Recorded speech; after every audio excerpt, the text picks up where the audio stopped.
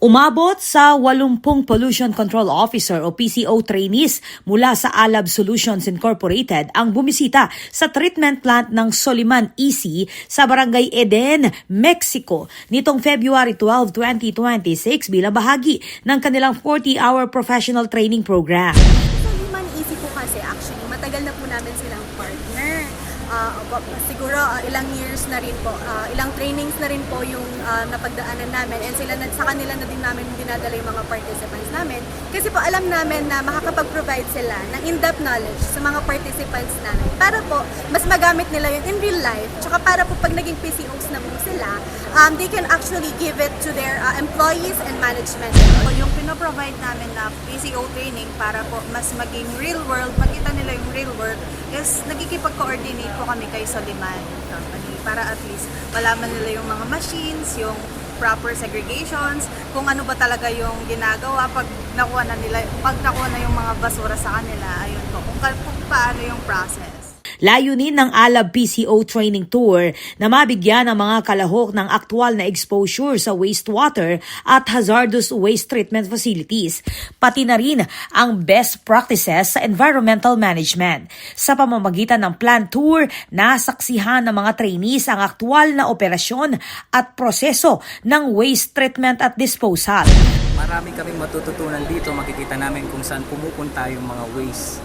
Iba't ibang klaseng waste, hazardous waste, domestic waste, kung saan sila napupunta at kung paano sila tinitreat na yung result niya is magka-come up sa malinis na.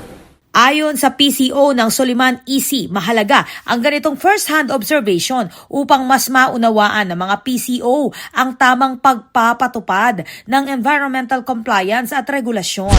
Yung mga PCO trainees from Alab Solutions, is itutur po natin sa wastewater treatment plant ni Soliman, including po sa tinatawag na treatment, storage, and disposal facility, which caters po yung treatment ng hazardous waste like mga used cooking oil, mga busted fluorescent lamps, mga greased waste from restaurants, mga Ipinakita rin sa mga kalahok ang Gruen Oxidation Technology, isang Korean-developed solution na gumagamit ng low-temperature plasma para epektibong gamutin ang domestic at high-concentration industrial wastewater.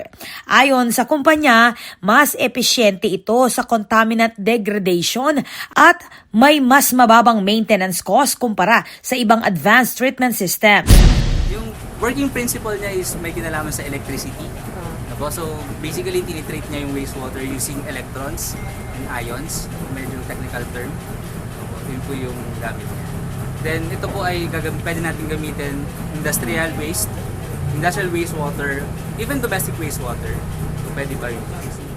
Dumalo rin sa aktibidad sina Dr. Lee In-ho at Dr. Hong Young-pyo, mga executive at technology inventors ng Gruen, upang ibahagi ang development at application ng nasabing sistema.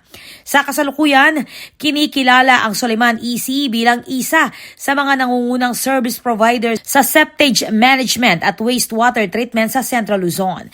Binigyang diin ng kumpanya ang kanilang commitment sa pagbibigay ng globally competitive, accessible at innovative environmental services.